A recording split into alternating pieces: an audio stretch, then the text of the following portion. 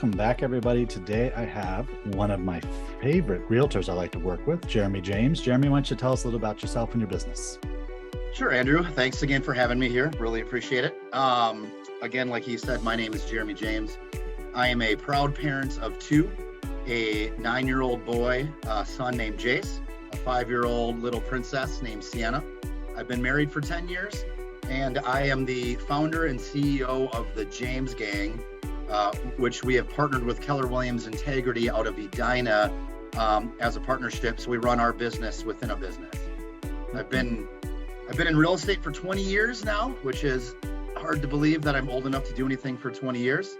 And I absolutely love what I do. I couldn't imagine doing anything else. So how'd you get started in real estate? So I was 25 when I started. I had worked for other people, had built wealth for other people, had done a lot of other avenues. And my degree is in entrepreneurship from the University of St. Thomas. And one of my best friend's father actually was a broker with a company that's no longer around back in the day. And I thought, I've always been intrigued by real estate, being your own boss, setting your own hours, helping people buy the largest asset in their life until they do it the next time, and gave it a whirl and fell in love with it pretty much on day one. Okay. So if someone came to me and asked me, what do you do? Like, what's the best answer I could give them? There's lots of things that we do in this industry. But I would say that I get paid to listen. I ask a lot of questions because I feel like it's our job, right? We are a fiduciary to always act in our client's best interest. And without asking second level, third level questions, we don't really know what their true motivation is, why they're wanting to buy or sell or invest or make this move. And so we get paid to listen. I tell our team all the time that we're kind of like a business bartender, where people come to us and they just kind of spew all of their life's happenings on us.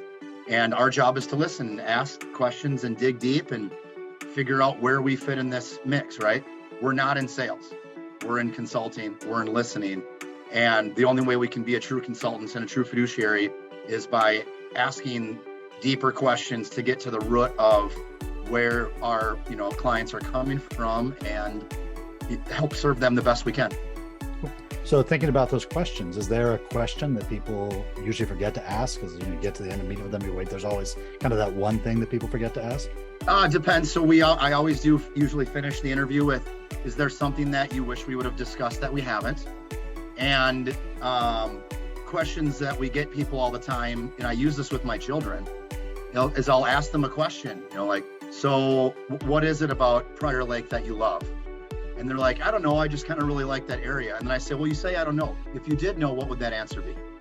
And usually people then can get an answer out. They just need a little bit more pulling from them to get out there. So we'll usually dig deeper on different avenues, like, what would it make you feel if you were in Prior Lake by September, right? Or whatever that comes down to. We dig into these, we try to dig as deep as we possibly can so that they know more about themselves and we know more about them. Because the last thing you want to do is, if I don't set expectations and boundaries, I'm never going to live up to anybody's else's. So we need to have this mutual understanding of what we're in it for each other. Okay, what's a common myth about realtors that you may want to dispel for us? Sure. There's a couple of them. One common myth that I saw firsthand, unfortunately, during the height of this hot market was that you don't need a professional realtor to sell your home, which you didn't need a professional realtor to sell your home. You need a professional realtor to sell your home for the most money with the least amount of problems and to make sure it goes from contract to close. We always ask people, yeah, absolutely. When we're interviewing sellers, we do interview them and we say, have you ever thought about selling it yourself? And if they say yes, right, then we dig deeper into that. Like, well, what's more important, what you net or what you save?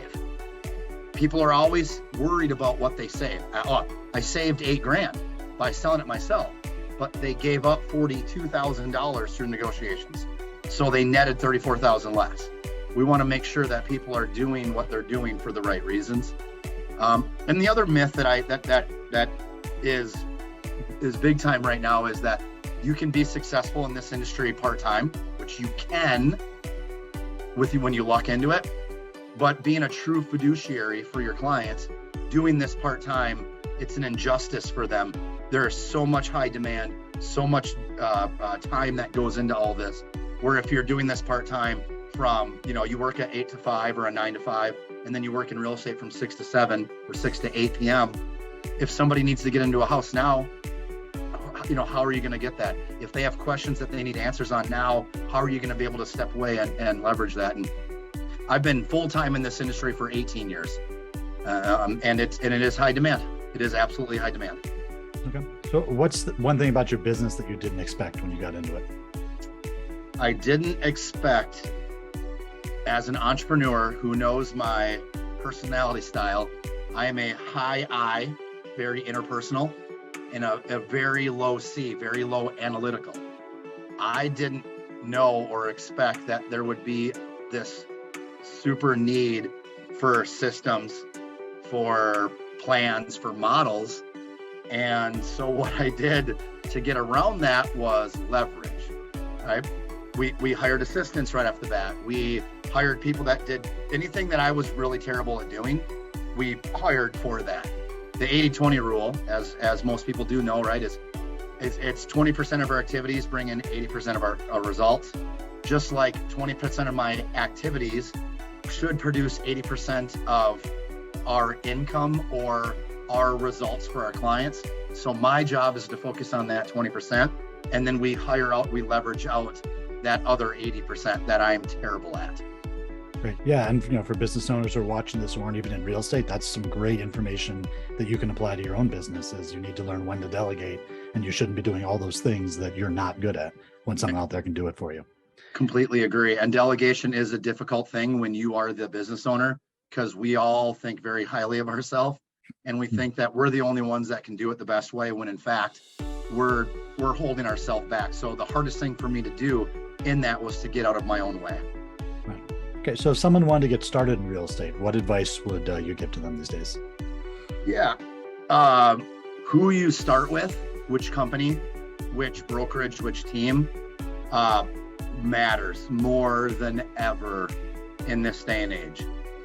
When you go to real estate school, they teach you how to pass the test. That's it. They don't teach you how to be a fiduciary for your clients, how to time block, how to manage, clients, buyers, sellers, investors. They don't teach you how to manage your time with your family. And there are brokerages out there and teams out there that will just feed you leads, internet leads, and you can be busy all day if you want. There are brokerages out there that will, give you internet leads and just say, hey, we paid for these for you, go sell, we'll have a hefty split with you. Our role on the James Gang is when I sit down for potential realtors or potential talent to join the team, and they ask, do you give us leads? I outright say, no, I don't. I teach you how to get off the hamster wheel as fast as possible. If you want to work internet leads, that's great. You can work that all day long. That's not the culture fit that we have. It's nurturing with the people that you have, and go for that low-hanging fruit, and do what you enjoy. If you enjoy doing internet leads, then you're not the right fit for us. So I always tell them, I'd rather turn you down now than let you down later. Here's a couple other people maybe that you should go talk to. So who know why you got into real estate, and then who you join with right off the bat really matters. Okay. Yeah. Ironically, a lot of that advice works for lawyers as well. Same thing. We learn certain things in law school. We learn nothing about a business. Correct. So a little bit more about you personally. So if you had to write a book tomorrow, what would you write about? Oh, I would write about time management and investing in multiple avenues early on in life. I have a finance minor with an entrepreneurship major, and had I known what I know now when I was 12, 13, 14, 15, 16, 17, 18 on, I would have approached life significantly differently. Time value of money is the most powerful force on earth, and managing your time, because we have a finite amount of it every day, we have a finite amount of it in life. And I don't want to be working from sun up to sundown if I don't have to. Also, retirement for me is not an age, it's a number. So our goal for our team in general is, what's our retirement number and how do we get to that number as quickly as possible?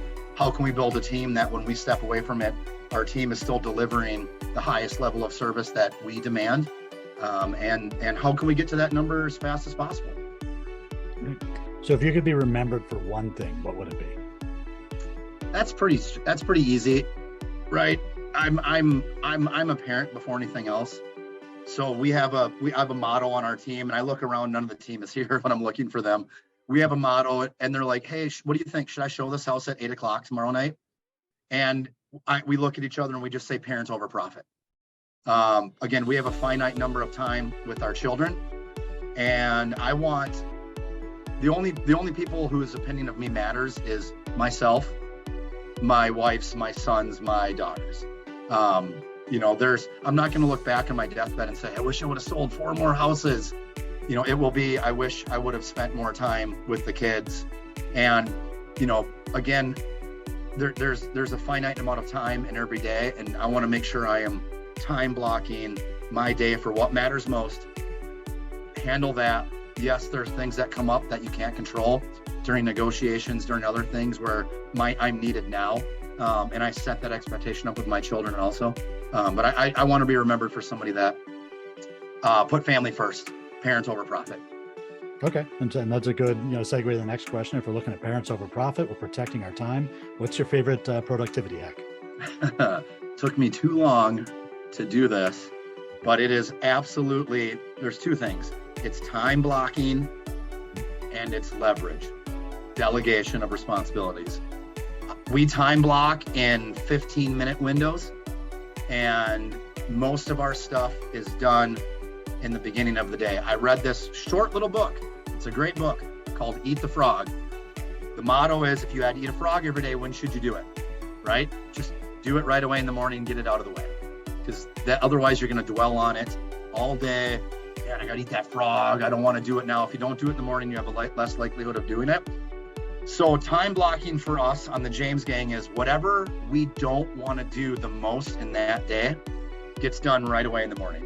When we have our highest energy, when we're at our least distractions. And a lot of that is what we call in the business lead generation. But for us, it's just called having conversations, right? Have a conversation with your sphere, with your professional sphere, with your friends, family, clients. Like, do all that stuff up front, get it out of the way so that you can free up time. There's nothing better in my day when I get everything done in the morning and I can look at my kids' lunch schedule and I can say, you know what, I'm going to go have lunch with them at their school today and go sit down because I did everything that I need to do right off the bat. So time blocking and leverage, delegating responsibility for the things that you shouldn't be doing. Okay. And then speaking of eating the frog, what books are you currently reading? We're going to use reading loosely, okay, because I listen to audiobooks now.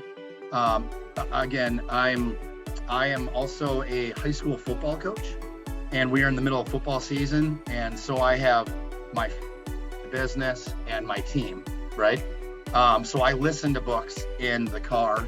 And this weekend we went up to Gull Lake for a getaway, 3-hour drive. That's a good time to hash out a third of a book, half of a book, a quarter of a book. So right now, and I listen and or read these same books over and over and over because I get something new out of it. Right now it's The One Thing, which is a great business book for multiple reasons. Like, what's the one thing that you can be doing now that if you do that, everything else is unnecessary or easier? There is for entertainment purposes, but it actually turns out to be a pretty good business book too, is Green Lights by Matthew McConaughey. I love that Audible book because he's reading it to me. His life passion, what he found out to be important in life. I absolutely love Green Lights. Simon Sinek's Start With Why. You can listen to that over and over. People don't buy what you do, they buy why you do it. Rich Dad, Poor Dad is something I think I've been over a dozen times. That's a great book. Wealth Can't Wait by 𝙃𝙀𝙍𝙀 teaches you about the 7 pitfalls of building wealth and why you shouldn't wait to get into that.